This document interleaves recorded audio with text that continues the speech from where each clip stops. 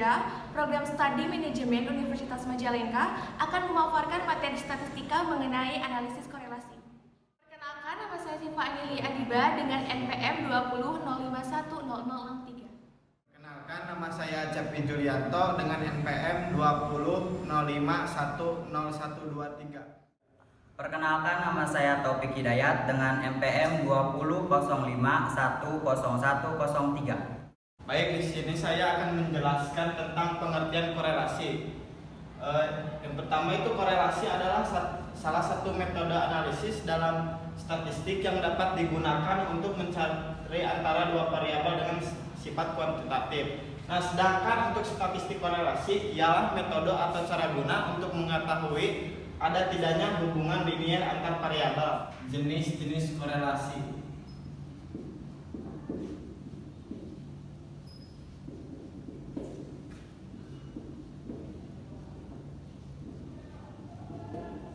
Yang pertama ada korelasi sederhana.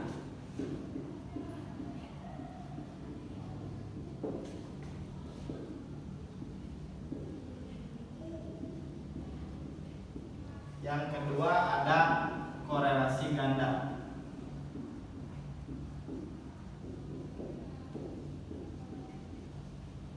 Salah satu teknik statistik dengan pengukuran kekuatan antara hubungan variabel untuk mengetahui dari bentuk hubungan variabel yang bersifat kuantitatif. Nah, contohnya di sini ada dua variabel, yaitu X1 sebagai variabel independen dan Y sebagai variabel dependen, sehingga membentuk persamaan yaitu RY X1 sama dengan interpretasi bla bla bla. Nah, yang kedua ada korelasi ganda, yaitu sebuah bentuk yang dapat digunakan untuk melihat berbagai hubungan variabel antara variabel dalam bentuk independen dan dependen, sehingga dapat berkaitan dengan interkorelasi dari variabel dependen. Di dalamnya ada 3 variabel, yaitu X1 dan X2 sebagai variabel independen.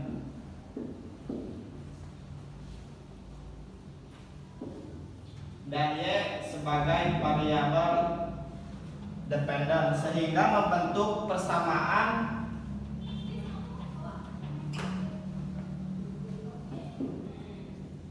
Rx2 X1 Ry X1 Ry X2 dan Ry X1 X2. Baik, di sini saya akan menjelaskan mengenai bentuk hubungan korelasi, yang dimana bentuk hubungan korelasi ini dibagi menjadi 3. Yang pertama ada korelasi linear positif, yang kedua ada korelasi linear negatif, dan yang ketiga tidak berkorelasi. Yang dimana korelasi linear positif ini terjadi ketika adanya perubahan nilai variabel yang diikuti oleh perubahan nilai variabel yang lainnya secara teratur dengan arah yang sama. Jadi, jika variabel X-nya ini mengalami kenaikan, maka variabel Y-nya juga ikut naik. Dan ketika variabel X-nya ini mengalami penurunan, maka variabel Y-nya juga ikut turun. Nah, dalam konteks ini, ketika nilai koefisien korelasinya ini mendekati +1, maka bisa dikatakan bahwa data pasangan variabel X dan Y-nya ini mempunyai korelasi linear positif yang kuat. Untuk yang kedua, korelasi linear negatif. Hal ini terjadi ketika adanya perubahan nilai variabel yang diikuti oleh variabel lainnya secara teratur tetapi arahnya berlawanan. Jadi ketika variabel X-nya ini mengalami kenaikan, maka variabel Y-nya ini menurun. Dan sebaliknya, ketika nilai variabel X-nya ini turun, maka variabel Y-nya ini naik. Dalam konteks korelasi linear negatif, ketika nilai koefisien korelasinya ini mendekati -1, maka bisa dikatakan bahwa data pasangan variabel X dan Y-nya ini mempunyai korelasi linear negatif yang sangat kuat. Dan yang terakhir tidak berkorelasi. Dalam hal ini terjadinya kenaikan variabel yang diikuti oleh penurunan variabel yang lainnya atau bahkan kenaikan variabel yang lainnya. Jadi arahnya tidak teratur, tidak searah, bahkan mungkin berlawanan. Nah, dalam konteks ini koefisien korelasinya mendekati 0, maka bisa dikatakan bahwa hubungan variabelnya ini sangat lemah atau tidak berkorelasi. Selanjutnya mengenai manfaat analisis korelasi, di mana manfaat analisis korelasi ini ada dua. Yang pertama untuk mengetahui pola hubungan antar variabel. Nah, pola hubungan antar variabel ini tuh dibagi menjadi dua. Yang pertama adanya hubungan variabel positif dan yang kedua adanya hubungan variabel negatif. Nah, untuk hubungan variabel positif ini dapat diinterpretasikan jika variabel independennya ini meningkat, maka variabel dependennya ini meningkat dan sebaliknya. Ketika variabel independennya menurun, maka variabel dependennya pun ikut menurun. Nah, untuk yang hubungan antar variabel yang kedua yaitu hubungan variabel negatif, yang dimana dapat diinterpretasikan bahwa jika variabel independennya ini menurun, maka variabel dependennya pun meningkat, dan jika variabel independennya meningkat, maka variabel dependennya pun menurun. Jadi dalam hubungan ini adanya hubungan yang berlawanan. Nah, untuk manfaat analisis korelasi yang kedua ini yaitu untuk mengetahui tingkat keeratan hubungan antar variabel, yang dimana sudah ada ketentuannya menurut tabel nilai korelasi dan interpretasi. Nah, untuk nilai korelasi dari 0,00 sampai 0,20, maka tingkat keeratannya ini sangat rendah. Dan untuk nilai korelasi dari 0,21 sampai 0,40, maka tingkat keeratannya ini rendah. Untuk nilai korelasi 0,41 sampai 0,60, tingkat keeratannya sedang. Untuk nilai korelasi 0,61 sampai 0,80, tingkat keeratannya kuat. Dan yang terakhir untuk nilai korelasi 0,81 sampai 1,00, tingkat keeratannya ini sangat kuat. Nah, saya akan mencoba mencontohkan jika adanya hubungan variabel A dan B yang memiliki nilai korelasi 0,25, maka dapat diinterpretasikan bahwa tingkat keeratannya ini rendah. Berikutnya materi mengenai asumsi penggunaan analisis korelasi. Sekarang banyak sekali yang berasumsi salah mengenai analisis korelasi, sehingga di sini saya akan menyatakan penegasan ulang mengenai asumsi analisis korelasi, yang dimana yang pertama, korelasi tidak dapat menjelaskan hubungan sebab akibat, karena memang pada dasarnya bahwa analisis korelasi ini hanya mampu menjelaskan hubungan antar variabel, tetapi tidak bisa menjelaskan hubungan sebab akibat atau saling mempengaruhi antar variabel. Jadi asumsi ini tidak bisa menyatakan bahwa ketika adanya perubahan variabel satu akan berdampak pada variabel lainnya. Nah, untuk asumsi yang kedua mengenai korelasi negatif bukan berarti tidak terdapat korelasi, karena memang banyak sekali yang berpikir bahwa ketika korelasinya negatif, maka si variabelnya ini tidak terdapat korelasi. Padahal pada dasarnya korelasi negatif ini mempunyai korelasi tetapi berlawanan arah. Nah, untuk selanjutnya asumsi tentang kedua variabel yang dianalisis mempunyai hubungan yang sama. Jadi ketika terdapat nilai korelasi antara variabel A dan B, maka hal tersebut juga berlaku untuk variabel B ke A. Baik, di sini saya akan mempraktekkan secara langsung menggunakan aplikasi SPSS. Di sini saya mempunyai sebuah data dengan sampel 100. Yang pertama yaitu variabel promosi melalui sosial media sebagai X1. Yang kedua yaitu variabel lokasi dengan X sebagai X2. Yang ketiga yaitu keputusan kuliah di Unma sebagai variabel Y. Semua variabel dijumlahkan, lalu semua data tersebut ditransformasi sehingga terbentuk dua data, yaitu pertama data ordinal, yang kedua data interval. Untuk data interval sendiri dihitung menggunakan rumus sama dengan 50 ditambah buka kurung 10 dikali buka kurung A5 dikurangi 13,68 tutup kurung dibagi 2,57 tutup kurung. Kemudian data interval tersebut di copy kita copy, kita blok.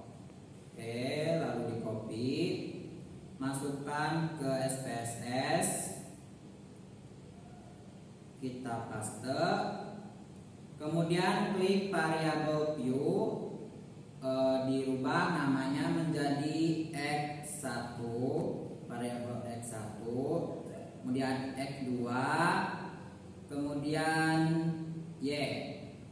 Kemudian kita kasih label yang pertama yaitu promosi via medsos, media sosial. Yang kedua yaitu lokasi. Yang ketiga yaitu keputusan kuliah di Unma. Selesai, kita ke data view lagi. Lalu kita analyze atau analisis, yang kemudian klik analyze, lalu klik correlate, klik, kemudian klik divariate, klik. Semua variabel kita masukkan ke kolom variabel semua. Setelah dipindahkan, kemudian centang atau klik person, klik to child, kemudian oke. Nah, ini adalah hasil dari analisis. Maka akan ada tabel, sebuah tabel correlation.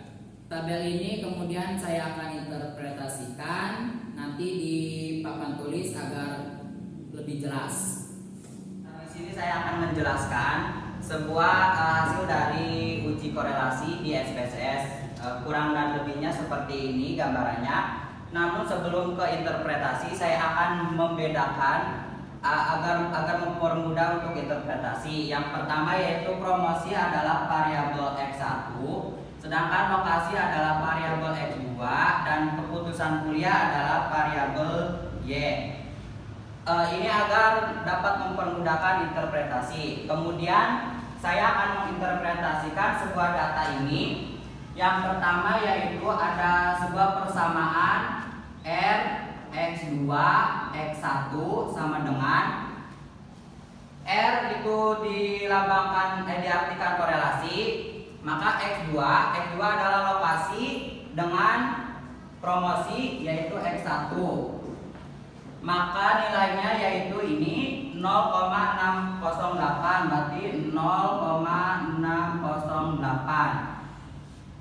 Persamaan yang kedua yaitu ada R Y x1 sama dengan R Y x1, berarti keputusan kuliah dengan promosi, berarti nilainya ini 0,595, berarti 0,595. Untuk yang persamaan ketiga yaitu R Y x2 sama dengan R Y x2, berarti keputusan kuliah dengan lokasi dengan nilai 0,574. Ini persamaan sudah ada nilainya. Saya akan menginterpretasikan.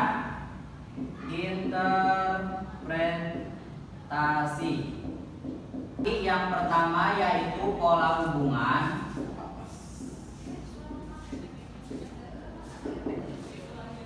Pola hubungan antara variabel lokasi dan variabel promosi yaitu positif.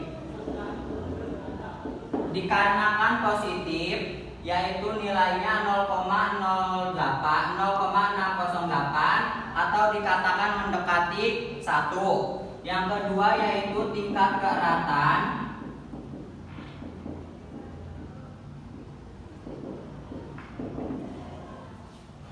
Hubungan tingkat keeratan variabel antara variabel promosi dan variabel lokasi yaitu sangat kuat kuat. Dikatakan kuat yaitu mengacu pada tabel yang sudah dijelaskan tadi. Untuk persamaan yang kedua yaitu mempunyai nilai 0,595, yaitu hubungan antara variabel keputusan kuliah dan variabel promosi. sehingga mempunyai pola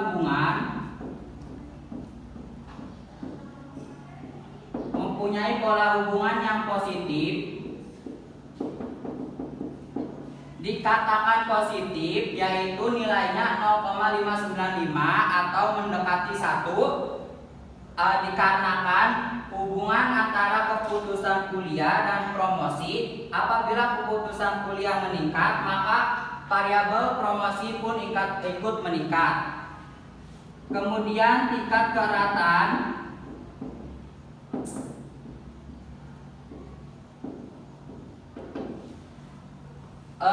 keeratan antara variabel keputusan kuliah dan variabel promosi yaitu sedang. Yang sedang. Untuk persamaan yang ketiga yaitu RYX2, yaitu antara variabel keputusan kuliah dan variabel lokasi mempunyai nilai 0,574, mempunyai pola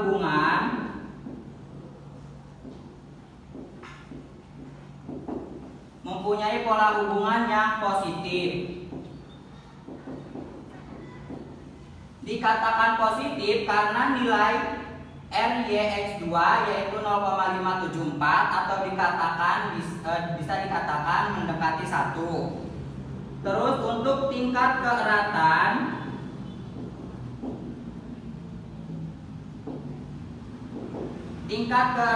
antara variabel keputusan kuliah dan lokasi yaitu sedang.